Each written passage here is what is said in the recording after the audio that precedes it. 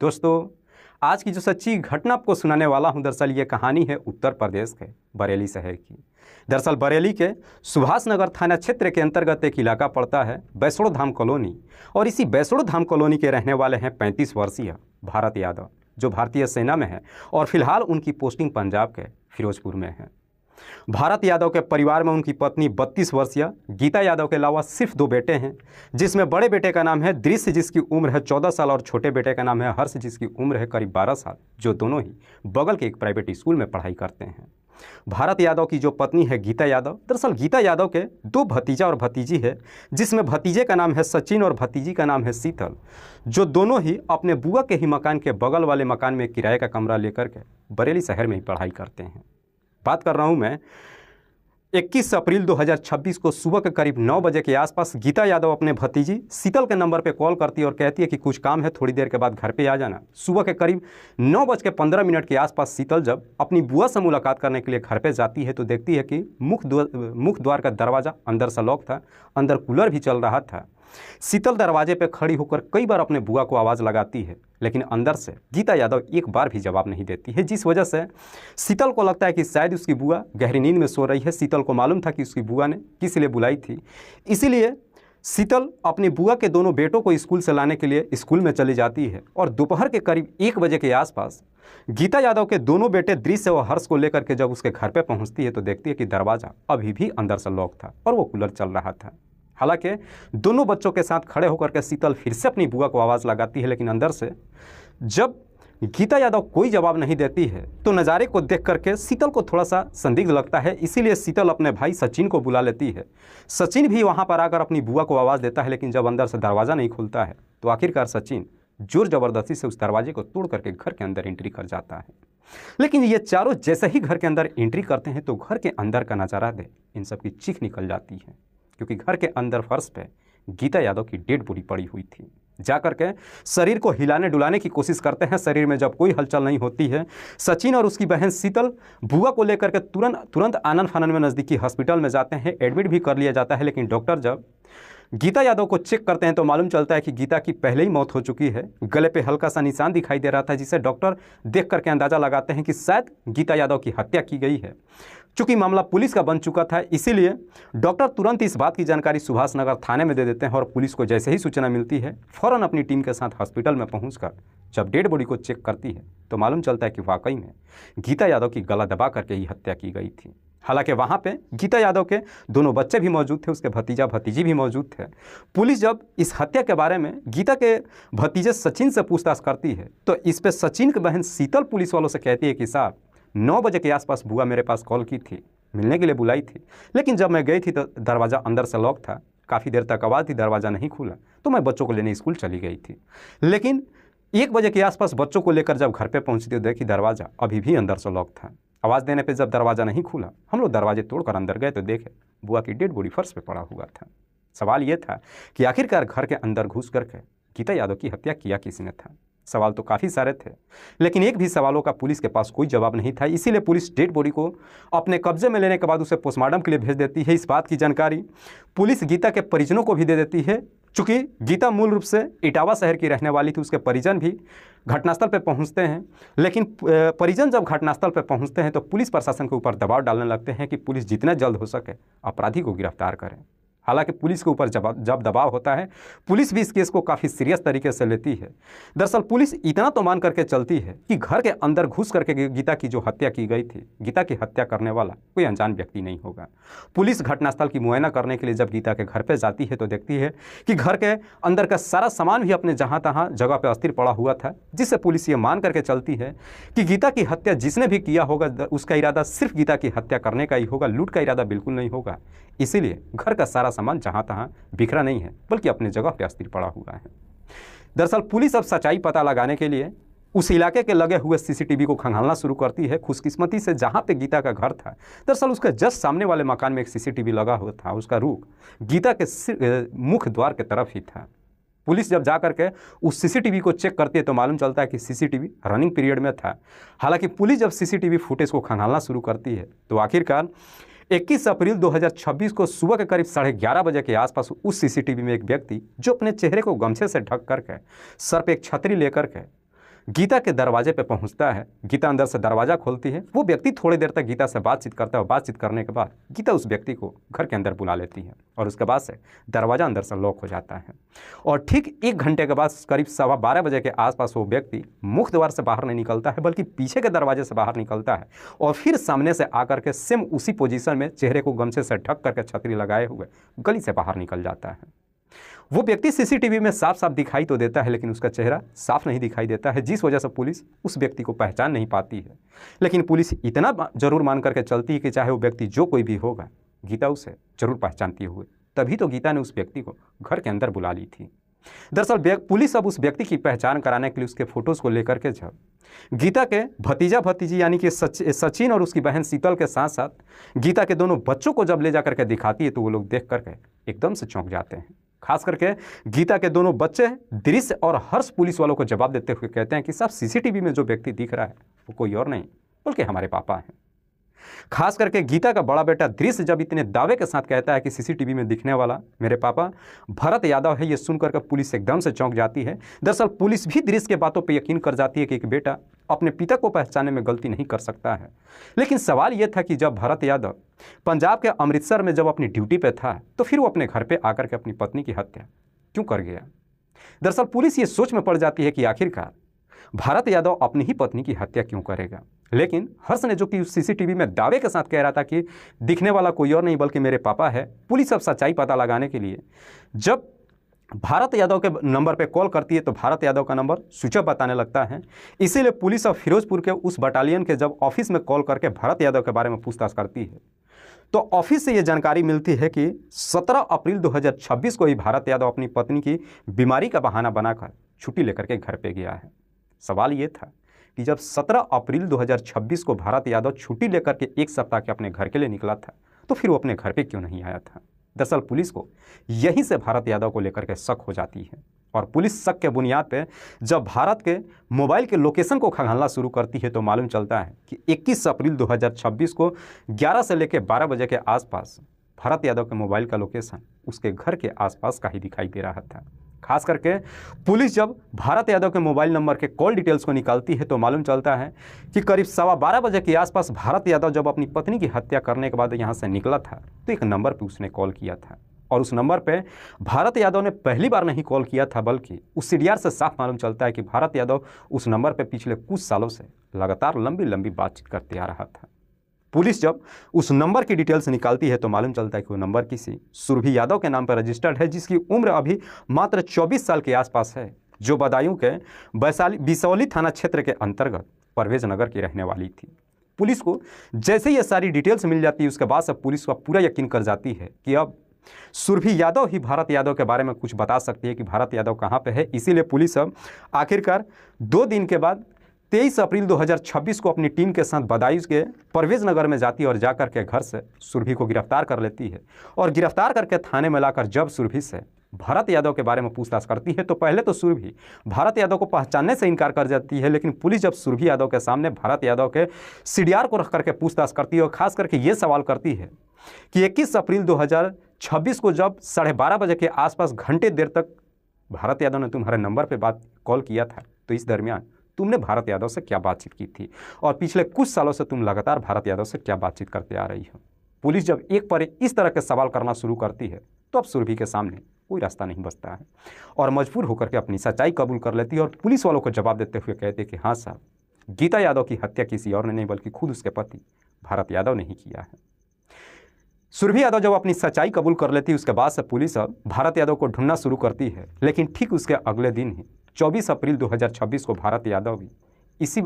बरेली शहर के कोर्ट में जाकर के अपने आप को सरेंडर कर देता है और इस बात की जानकारी जब पुलिस को मालूम चलता है पुलिस कोर्ट में पहुंचती है, जाकर के अपील दायर करती है और फिर भारत यादव को 2 दिनों के रिमांड पर ले लेती है और रिमांड पर ला करके जब भारत यादव से उसकी पत्नी की हत्या के बारे में पूछताछ करती है तो भारत यादव भी बिना किसी सख्ती दबाव के तुरंत ही अपनी सच्चाई कबूल कर लेता है।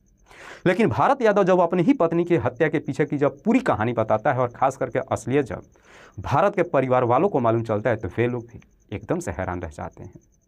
दरअसल इस कहानी की शुरुआत तब होती है जब भारत यादव अपने गांव में रह करके पढ़ाई कर रहा था। दरअसल बहुत कम उम्र में ही भारत यादव की गीता से शादी हो जाती है और शादी के कुछ ही साल के बाद भारत यादव को भारतीय सेना में नौकरी मिल जाती है। शादी उसके परिवार वालों के मर्जी से होती है, लेकिन शादी के बाद चूंकि इधर भारत के परिजन के साथ साथ उसकी पत्नी के भी मायके वाले के कुछ लोग बरेली शहर में रहते थे, इसीलिए शादी के कुछ ही साल के बाद भारत यादव भी अपनी पत्नी को लेकर के बरेली शहर में आ जाता है और फिर बरेली शहर में अपनी एक खुद की इसी वैष्णो धाम कॉलोनी में मकान खरीद लेता है, अपनी पत्नी के साथ रहने लगता है और समय के अनुसार उसके 2 बच्चे भी हो जाते हैं और समय भी बेहतर तरीके से गुजरने लगता है। लेकिन बचपन में बहुत जल्द ही भारत यादव की जो गीता से शादी हो गई थी, दरअसल इस वजह से भारत यादव को ये एहसास ही नहीं हो पाया था कि प्यार मोहब्बत इस क्या होती है और लोग किसी दूसरे के प्यार में पड़ते कैसे हैं। दूसरी चीज़ ये भी है कि खास करके लोग जब अपनी परिवार को छोड़ करके कहीं दूसरी जगह नौकरी करने के लिए जाते हैं तो खाली समय में अपना समय व्यतीत करने के लिए सोशल मीडिया का ही सहारा लेते हैं। भारत यादव जो पंजाब के फिरोजपुर में रह करके भारतीय सेना में अपनी नौकरी कर तो रहा था, लेकिन जब खाली समय बचता था तो अक्सर वो सोशल मीडिया पे ही अपना समय व्यतीत करता था। इधर बदायूं जिले की रहने वाली जो सुरभि यादव है, मध्यम वर्गीय परिवार से रहने वाली है, 4 भाई बहनों में सबसे बड़ी थी, गरीब परिवार से थी, बड़ी मुश्किल से परिवार का गुजारा हो रहा था। इसीलिए जब गांव से इधर सुरभि की भी 12वीं तक की पढ़ाई कंप्लीट हो जाती, उसके बाद से सुरभि भी एक नौकरी की तलाश में बरेली शहर में बदायूं शहर में आ जाती है और फिर वहां पे किराए का कमरा लेकर के रहने लगती है और प्राइवेट कंपनी में नौकरी करने लगती है। दरअसल सुरभि यादव भी अपने घर की जिम्मेदारी अपने कंधों पर ले लेती है, लेकिन ड्यूटी करके जब अपने कमरे पर जाती है और खाली वक्त जब मिलता है तो अक्सर वह समय सोशल मीडिया पर ही व्यतीत करती है, जिसका नतीजा यह होता है कि घटना से ठीक लगभग 5 साल पहले एक दिन जब भारत यादव सोशल मीडिया यानी कि फेसबुक का इस्तेमाल कर रहा था, अचानक उसे सुरभि यादव की आईडी दिखाई दी जाती है। तस्वीर को जब देखता है, देखकर उसे पसंद आ जाती है, इसीलिए भारत यादव सुरभि यादव को फेसबुक के जरिए दोस्ती की रिक्वेस्ट भेज देता है और सुरभि यादव को भी जब भारत यादव की प्रोफाइल को पढ़ती है और जब मालूम चलता है कि भारत यादव भारतीय सेना में है, तुरंत उसके रिक्वेस्ट को एक्सेप्ट कर लेती है और फिर फेसबुक के चैट के जरिए दोनों के एक दूसरे से बातचीत शुरू होती है। पहले नॉर्मल बातचीत होती है, लेकिन बातचीत के दौरान जब दोनों अपना अपना एक दूसरे से परिचय करते हैं, मालूम चलता है कि दोनों एक ही जाति समुदाय के हैं, इस वजह से दोनों के बीच में दोस्ती हो जाती है और फिर अपना अपना मोबाइल नंबर भी एक दूसरे के साथ शेयर कर लेते हैं और फिर फ़ोन के जरिए बातचीत करने लगते हैं। हालांकि फ़ोन के जरिए जब बातचीत का सिलसिला शुरू होता है तो भारत यादव भी अपनी कोई भी सच्चाई सुरभि यादव से नहीं छुपाता और सुरभि यादव भी सारी सच्चाई भारत यादव को बता देती है, साफ सुथरे तरीके से जब अपनी दिल की बात एक दूसरे के सामने रख करके परिचय करते हैं, जिस वजह से भारत यादव और सुरभि दोनों एक दूसरे के करीब आ जाते हैं। खास करके भारत यादव सुरभि से कहता है कि मैं शादीशुदा भी हूँ, मेरे 2 बच्चे भी हैं, लेकिन जो मेरी शादी मेरी पत्नी गीता यादव से हुई है, दरअसल मुझे एहसास ही नहीं हुआ था कि प्यार मोहब्बत क्या होता था, इसीलिए मैं अपनी पत्नी को पसंद नहीं करता हूँ। चूँकि एक पति पत्नी का रिश्ता है, इसीलिए मैं सिर्फ इस रिश्ते को निभा रहा हूँ। अगर तुम मेरी ज़िंदगी में आ जाती हो तो मैं तुम्हारी जैसे ही पत्नी का अपेक्षा करता हूँ। जब अपनी दिल की बात कहता है, ऐसा लगता है कि सुरभि भी इस पल का बहुत बेसब्री से इंतजार कर रही थी। जैसे ही प्यार का इजहार करता है, सुरभि आगे पीछे कुछ भी नहीं सोचती है और 2 बच्चों के पिता के प्यार को एक्सेप्ट कर लेती है और नतीजा ये होता है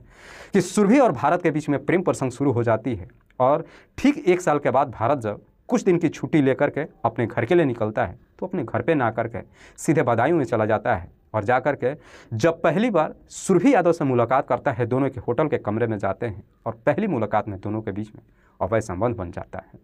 और पहली बार भारत का जब सुरभि के साथ में इस तरह का रिश्ता कायम होता है, उसके बाद से भारत सुरभि का इस प्रकार से दीवाना हो जाता है कि वो अब धीरे धीरे वो अपनी पत्नी से दूर होने लगता है और ये सिलसिला यूं ही चलने लगता है। दरअसल उसके बाद से भारत यादव बार बार छुट्टी लेकर के जब भी अपने घर के लिए निकलता है तो अपने घर पे नहीं आता है, बल्कि वो बदायूं में जाकर के अपनी गर्लफ्रेंड के साथ समय व्यतीत करने लगता है। यह रिश्ता पिछले 2 सालों से चल तो रहा था, लेकिन इस बात की जानकारी भारत की पत्नी गीता को कभी नहीं मालूम चल पाता है। लेकिन घटना से ठीक लगभग 2 साल पहले एक दिन अचानक जब गीता के बड़े बेटे हर्ष की तबीयत खराब हो जाती है, तबीयत इतनी ज़्यादा सीरियस हो जाती है कि गीता जब संभाल नहीं पाती है तो फिर अपने पति के नंबर पे कॉल करती है ताकि वो छुट्टी लेकर घर पे आए, बच्चे को किसी अच्छे डॉक्टर के पास जाकर के दिखाए। लेकिन पति के नंबर पे जब कॉल करती है तो भारत का नंबर स्विच ऑफ बताने लगता है, जिस वजह से गीता उसके ऑफिस में कॉल करके जब अपने पति से बातचीत करने के लिए कहती है तो मालूम चलता है कि भारत लगभग 10 दिन पहले ही छुट्टी लेकर के अपने घर पे गया हुआ है। जैसे ही ये जानकारी मिलती है, गीता एकदम से परेशान हो जाती है और फिर उसके जितने भी जानने वाले नाते रिश्तेदार होते हैं सबके नंबरों पे कॉल करके अपने पति के बारे में पता लगाने लगती है। लेकिन जैसे ही 2 दिन का समय गुजरता है, अचानक भारत अपने घर पे पहुंच जाता है और जब घर पे पहुंचता है, गीता जब अपने पति से सवाल जवाब करना शुरू करती है तो भारत अपनी पत्नी को तरह तरह का जवाब देने लगता है। दरअसल भारत अपने पत्नी से कहता है कि मैं दूसरी शहर में एक नया बिजनेस स्टार्ट किया हूँ, इसीलिए इस बारे में किसी को जानकारी ना हो। मैं वहीं पे गया था और अपने मोबाइल को बंद कर रखा था। लेकिन गीता को अपने पति की बातों पर यकीन नहीं होती है और फिर वो शक के आधार पर अपने पति के सच्चाई पता लगाने के लिए तरह तरह के उसका पीछा करना शुरू कर देती है। और लगभग 1 साल का समय गुजरता है और 1 साल के बाद फिर से एक दिन भारत जब कुछ दिन की छुट्टी लेकर अपने घर पे आता है, पत्नी के साथ एक शादी समारोह में जाता है, उसी वक्त ही सुरभि उसके नंबर पे कॉल कर देती है और खुशकिस्मती से उस वक्त गीता अपने पति का मोबाइल खुद उठा लेती है और सुरभि से जब बातचीत करती है, गीता को सारी सच्चाई मालूम चल जाता है। फिर क्या था, पति और पत्नी के बीच में महाभारत छिड़ जाती है। दरअसल सुरभि को लेकर के झगड़े तकरार शुरू हो जाती है, बात दोनों के परिजनों तक पहुंच जाती है। परिवार वाले भी काफ़ी समझाने की कोशिश करते हैं, लेकिन तब जाकर के भारत अपनी पत्नी को साफ सुथरे तरीके से जवाब देते हुए कहता है कि एक काम करो, मैं तुम्हें तलाक दे रहा हूँ, मुझे छोड़ करके चली जाओ। लेकिन गीता भी अपने पुराने ख्यालातों में एकदम से जीत पर उतर जाती है और अपने पति को साफ सुथरे जवाब देते हुए कहती है कि एक बार जब मेरे घर से डोली उठ चुकी है तो ससुराल से सिर्फ अर्थी उठेगी। जीते जी, मैं तो तुमसे अलग हो ही नहीं सकती हूँ। इसी बात को लेकर के पति और पत्नी के बीच में झगड़े तकरार होती है और जैसे जैसे समय गुजरता है, समय के अनुसार दोनों के बीच में काफ़ी दूरियां भी बन जाती है। लेकिन खास करके इस बात की जानकारी जब भारत की प्रेमिका सुरभि यादव को ये मालूम चलता है कि इन दोनों के रिश्ते में अब सब लोगों के सामने उजागर हो चुका है, तो अब सुरभि भारत के ऊपर दबाव डालते हुए कहती है कि काम करो, जितना जल्द हो सके अपने पति को छोड़कर मुझसे शादी कर लो, और अगर तुम्हारी पत्नी तुम्हें छोड़ करके नहीं जा रही है तो उसे हमेशा के लिए इस दुनिया से ही हटा दो। भारत सुरभि के प्यार में इस प्रकार से अंधा हो चुका था कि उसे पाने के लिए किसी भी हद तक कदम उठाने को तैयार हो चुका था। जब सुरभि उसकी पत्नी को मारने की बात कहती है, भारत भी आगे पीछे कुछ नहीं सोचता है और अपनी पत्नी को इस दुनिया से हटाने के लिए तैयार हो जाता है। उसके बाद से भारत और सुरभि दोनों मिलकर के गीता यादव को इस दुनिया से हटाने के लिए एक सातिराना प्लान बनाते हैं और इसी प्लान के तहत 17 अप्रैल 2026 को जब इधर भारत पंजाब के फिरोजपुर से जब छुट्टी लेकर के निकलता है तो वहाँ पे ये बोल करके जाता है कि मेरी पत्नी की तबीयत खराब है, इलाज कराने के लिए जा रहा हूँ। लेकिन 17 अप्रैल को जब वहाँ से निकलता है तो अपने घर पे ना करके सीधे बदायूं अपनी प्रेमिका के पास चला जाता है। जाकर कुछ दिन तक अपनी प्रेमिका के साथ समय गुजारता है और फाइनली अपनी पत्नी का मारने का जो प्लान बनाता है, दरअसल इसी प्लान के तहत आखिरकार 20 अप्रैल 2026 को खुद भारत अपने बेटे हर्ष के नंबर पर कॉल करके उसे फोर्स देते हुए कहता है कि कल तुम अपने भाई के साथ स्कूल जरूर जाना, कुछ दिन के बाद मैं तुमसे मिलने के लिए आऊँगा। लेकिन जो अपने बेटे से कहता है, हर्ष समझ ही नहीं पाता है कि उसके फादर इस तरह की बातें क्यों कह रहा है। जैसे ही अगले दिन इधर 21 अप्रैल 2026 को सुबह सुबह जब गीता यादव के दोनों बच्चे स्कूल चले जाते हैं, इनकी सारी रूटीन भारत यादव को तो पहले से मालूम था। बदायूं से चल करके सुबह के करीब 9 बजे के आसपास वो बरेली शहर में पहुंच जाता है। लेकिन बरेली शहर में आता है तो आने के बाद से अपना मोबाइल बंद कर लेता है और सुबह के करीब 11:30 बजे के आसपास छतरी लेकर अपने मुंह पे गमछा बांध करके सीधे अपने घर पे पहुंच जाता है। जा करके जब दरवाजे पे बेल बजाता है, सामने जब उसकी पत्नी गीता अपने पति को देखती है तो देखकर एकदम से हैरान रह जाती है। दरअसल गीता को समझ में नहीं आता है कि उसका पति अचानक कैसे आ गया। हालांकि बातचीत करने के बाद गीता अपने पति को घर के अंदर बुला तो लेती है, लेकिन जैसे ही भारत घर के अंदर जाता है दरवाजे को अंदर से लॉक कर देता है और फिर अपनी पत्नी के ऊपर दबाव डालने लगता है कि मुझे तुम छोड़कर जाओगी या फिर नहीं। इससे पहले कि गीता भारत के मंसूबों को भांप पाती, भारत जो अपने साथ गमछा अपने मुंह पर लपेट करके लेकर गया था, दरअसल उसी गमछे को अपनी पत्नी के गले में तब तक लपेट कर जोर से खींचता है जब तक गीता की सांसें नहीं रुक जाती है। गीता की जब मौत हो जाती है उसके बाद से डेड बॉडी को वहीं फर्श पे छोड़ देता है और फिर पीछे के रास्ते से निकलता है। गमछे को फिर से अपने चेहरे पे बांधकर छतरी को ओपन करके बड़े आराम से गली से बाहर निकल जाता है और निकलने के बाद मोबाइल को ऑन करता है, अपनी प्रेमिका सुरभि के नंबर पे कॉल करता है, घंटों देर तक बातचीत करता है और सारी बात उसे बताते हुए कहता है कि मैंने अपनी पत्नी को मार दिया है, हमारे रास्ते का रोड़ा हट चुका है, बस थोड़ी देर इंतजार करो, कुछ समय गुजरेगा, जब सब कुछ ठंड पड़ जाएगा उसके बाद से हम दोनों शादी कर लेंगे। भारत ने बड़ी सतिराना तरीके से अपनी पत्नी को इस दुनिया से हटा तो चुका था, लेकिन भारत को ये नहीं मालूम था कि उसके घर के जो सामने मकान था, दरअसल उस मकान में एक ऐसा सीसीटीवी लगा हुआ था जिसका रुख उसके घर के दरवाजे की तरफ ही था और उसी सीसीटीवी में भारत कैप्चर हो जाता है। हालांकि बावजूद इसके उसने अपने चेहरे को गमछे से ढक भी रखा था, छतरी भी ओढ़ रखा था, लेकिन पुलिस जब उस सीसीटीवी के फुटेज को ला करके भारत के दोनों बच्चों को दिखाती है तो भारत का बेटा हर्ष उस सीसीटीवी फुटेज को और चाल ढाल को देख करके बड़े दावे के साथ पुलिस वालों से कहता है कि साहब ये कोई और नहीं बल्कि मेरे पापा हैं। वाकई में भारत जब ये पूरी कहानी पुलिस को बताता है, उसके बाद सब पुलिस भारत को फिर से अपने साथ लेकर के आती है। जिस गमछे से उसने अपनी पत्नी की गला दबाकर हत्या किया था, घोंटकर हत्या किया था, सबूत के तौर पे पुलिस उस गमछे को अपने कब्जे में ले लेती है। उसके बाद से भारत के साथ साथ उसकी प्रेमिका सुरभि यादव को दोनों को जिला अदालत में पेश करती है, जहाँ से इन दोनों को जेल भेज दिया जाता है। और इधर गीता की जो डेड बॉडी पोस्टमार्टम हो चुकी थी, पुलिस डेड बॉडी को उसके परिजनों के हवाले कर देती है। दरअसल भारत की एक छोटी सी गलती की वजह से न सिर्फ उसकी पत्नी हमेशा के लिए इस दुनिया को छोड़कर चली गई, बल्कि वो भी जेल चला गया और उसके दोनों बच्चे अब अनाथ की ज़िंदगी जीने पर मजबूर हो चुके हैं। दोस्तों, इस घटना के बारे में आप क्या सोचते हैं? अगर आप अपनी राय हमें देना चाहते हैं, कमेंट बॉक्स में ज़रूर दीजिए।